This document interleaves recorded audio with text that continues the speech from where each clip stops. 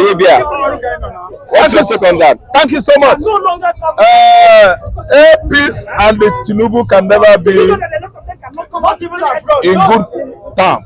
I remember what happened 2020. I always tell Nigerians, if your brain doesn't have computing department where it can store memories, past events, go and work on your brain. In 2020, we all know how Oyema Allen, the CEO of Peace, Airpeace, helped Nigerians in South Africa that were being killed and maimed by xenophobic South Africans. This Igbo man brought his fleet of airplane, went to South Africa and helped all the Nigerians back. He did not ask takeover from federal government. Somebody was annoyed with Airpeace that time. The person wrote FBI in America that Airpeace is a drug. Airpeace Allen Oyema was into drug in America, that he was a drug dealer, that he was a 419. Someone wrote federal US FBI. They responded that the man was doing genuine airline business in America. He has fleet of them. They said no, EFCC arrested Allen. Simple, because this Igbo man did good though. Because he go help them or bring Nigerians that are in trouble in South Africa. He did not ask for 10 kobo. They now rumor that Allen Airpeace is an Igbo man. He's into ritual. He's into 419. He's into drug in the USA. FBI had the what raised all the way from America into Nigeria and clear Allen Oyema that the man is not a 419. The man is not a drug dealer. Federal government should recognize him for his heroic proportion by helping Nigerians in South Africa and lifting all of them without taking one kobo. Somebody in this Lagos accused Allen Oyema of 419, drug this, drug that, so that Nigerian lawmakers will not respect him in the house. Allen Oyema that helped Nigeria. That's why the same person he went to Saudi Arabia. As he went to Saudi Arabia, that was the very day they arrested all the passengers from Airpeace and revoked all their visas. That person is in Saudi Arabia. All this thing take place. The very person Gogo is in Saudi. This kind of action, they took it against Airpeace passengers in Saudi Arabia. See, let me tell you, Nigerian system has collapsed. One, religion has finished Nigeria. Two, tribalism, ethnicity has finished Nigeria. If you look at how this man arranged his cabinet, Tinubu carry Yoruba all around himself. They are sharing our money. That is ethnic bigotry. It has finished Nigeria. The government is only in favor of Yoruba because his brother Fulani Buhari has run his own government in favor of Fulani. Igbo man now come and win an election. They snatch the power from him. Tinubu hijack the power, start favoring Yoruba man, sideline Igbo man. And nobody wants to say anything. If you say something, somebody will be criticizing you, talking, pulling you, saying, talking all manner of things. I think all manner of idiotic things.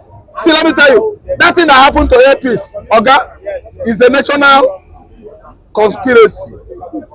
I'm telling you, if you dig deep, see, any soup that is sweet is not just sweet like that and palatable. It is something that makes a good soup sweet. Are you listening to me? When you see smoke, very thick smoke, make sure that you look down. There are much fire burning. Combustion, sorry. No combustion, no smoke. No smoke, no combustion. Are you listening to me? What happened to Airpeace? Ask the Nigerian government, they will tell you the reason why that thing happened to Airpeace. Or the Saudi government. I'm telling you, ask Nigerian government officials.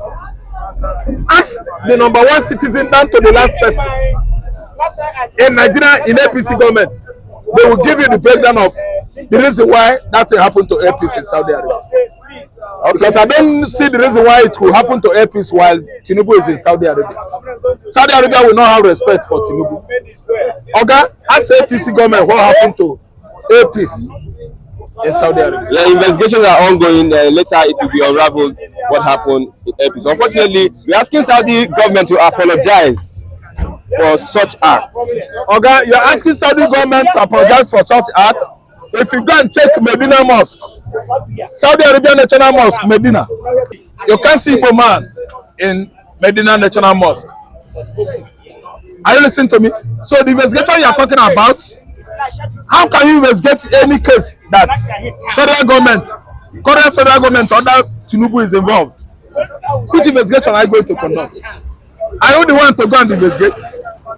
Who are the policemen, Interpol, that will go there and investigate?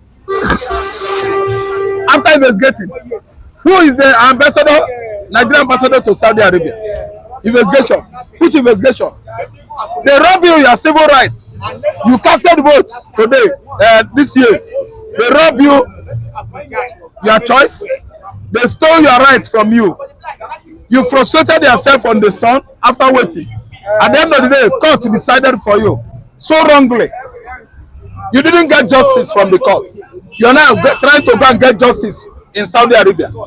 Nigerian government, your nation did not give you justice. You are going to far away Middle East Europe to go and get justice from Saudi Arabia.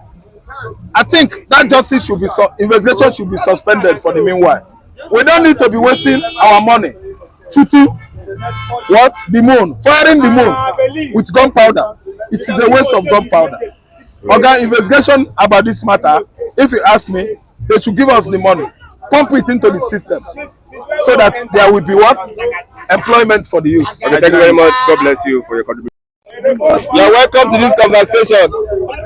Let's talk about the Hajj pilgrims that were sent back from Saudi Arabia to Nigeria. From all that happened, what is your take? There must have been a very cogent reason why the authorities of Saudi Arabia have to send down those who went there for Hajj, who went there from Nigeria. I'm not sure if they have released the details why they took that decision, but I believe it is their country and they have every right to determine who stays and who they have to send back. So we look forward to hear the details of why they have to be sent back. But the president is in that country. At least some kind of respect should be accorded the president before they took on that decision. Well, it doesn't matter. It is not every country that behaves the way we do. I want to believe that the interests of their citizens and their nation is paramount to them. For the fact that they understand that the president of our country is also having a lesser Hajj within their territory, doesn't mean they can't take the decision they took over our citizens. I also understand the fact that the way we have portrayed ourselves in the eyes of the international community also determine how we are being treated. I agree with you to some extent, because if it were to be American citizens that are in that country and the American president is also on ground, I am not sure if that will be the same treatment. But the way you have presented yourself to the international community, that's the way you'll be treated. What way in particular have we presented ourselves to the international community? Of course, we have not comported ourselves very well in most of the countries where we have our citizens, and they have those records.